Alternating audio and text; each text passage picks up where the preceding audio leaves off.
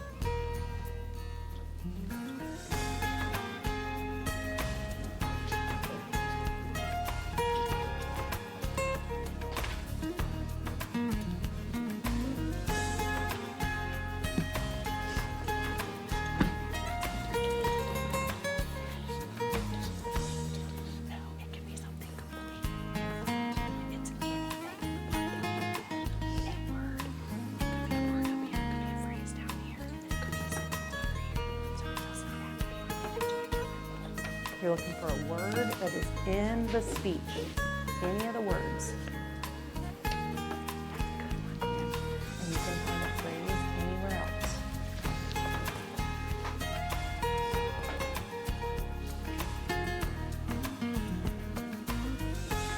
That's a good one. All right, now look for a phrase that you can that is a really good one or something that you enjoy learning. And I just noticed Shrieker, he found his word and then he found his sentence. You can go out of order if you're like, I can't really find the phrase right now. Go out of order. It's okay.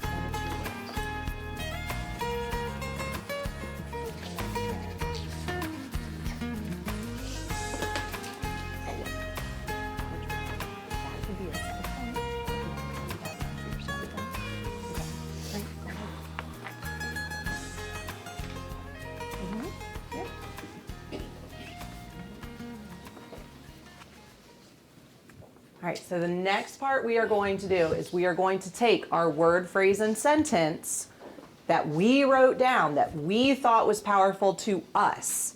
And what we are going to do is we are going to talk about it at our tables, okay? Do table talks quite a lot, so you know how to do this, okay? All right, as a group, you're going to discuss your choices that you read and that you wrote down, okay? This is gonna be the hard part. I need you to explain to your table mates why. Why did that seem powerful to you? Why was that the choice that really stuck out to you? And everything that he had to say, why was that word that was just, that's a good word to me, okay? So you gotta explain to your table mates why, okay? Then, as you go around, when you're finished, these are some just thoughts that you guys can share. What are some things that you noticed that have in common? What are some themes that were in common at your table? Okay. Were there parts of the text that you at your table agreed on? What about that you disagreed on? Maybe you thought a word was really powerful, but you don't agree with that, and that's okay. Remember, constructive conversations that we can have, that we can say that we disagree with people, and that's okay. All right? And then were there any choices that your table mates made that were shocking or surprising or, wow, you changed my mind on that, okay? So that's going to be what we're going to talk about. So first, you're just going to go around and you're going to explain, start with your word. I chose this word because it seemed powerful or because he said it a lot. Then go around and say your phrase. I chose this phrase because, tell us why. Then go around and say your sentence. Okay? And then after everyone's gotten a chance to share their 3-word phrase sentence, then discuss these. Okay? Good? Okay. All right, I'm gonna let you guys go ahead. I'm gonna start the timer for this one too. No.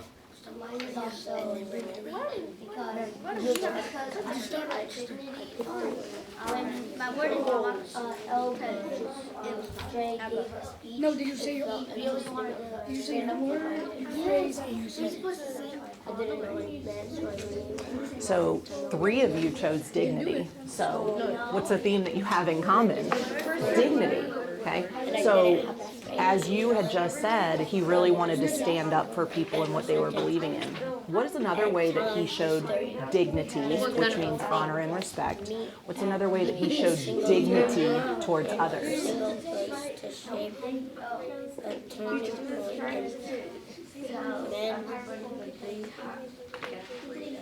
He was using someone else's words to remind them of that. Give me liberty or give me death. So he was showing what? Well, what was he? What part of dignity? Was he showing honor, respect, honor to who? To Patrick Henry, yeah. So he was using his words from the past to show that honor and respect. Love that. Very good. All right, keep talking. You guys are doing great.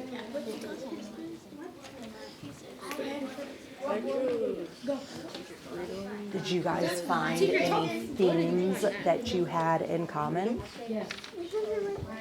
Not yet? Did any of you agree on a word? What word did you guys agree on? History. Why do you think that that's such, because that is a theme right there.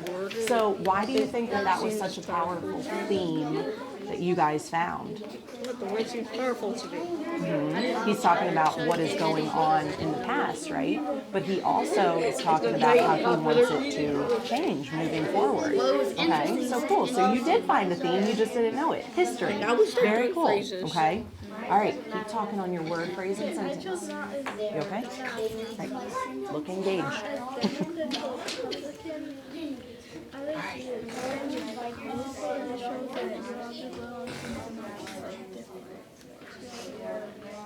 Did you guys find a theme that was similar in here?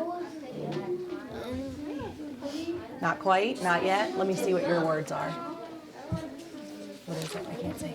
You write so small. Destiny, democracy, dignity. You all chose different words. That's pretty powerful too. What does that kind of say? That the fact that none of you just chose the same word. What does that tell you? You have different ideas. Yeah. What does that tell you specifically about his speech? If none of you found the same exact word.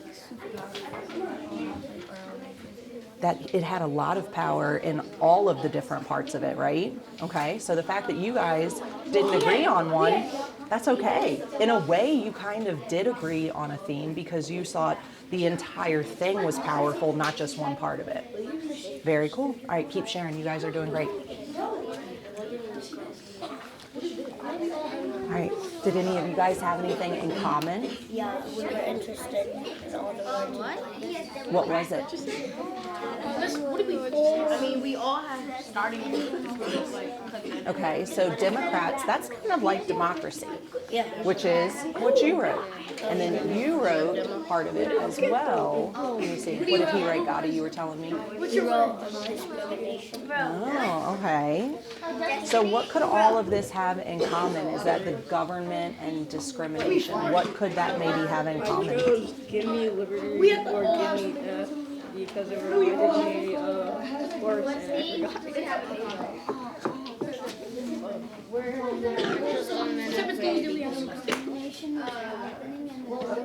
And I know the reason because I'm crazy. Your reason is all. Yeah, and that's what this Voting Rights Act was trying to do, is that they were noticing that this discrimination was happening and the government was in charge of taking it. So even though you all wrote something different, you're noticing a common theme and you're noticing something that is the same here, okay? Good. All right, keep sharing.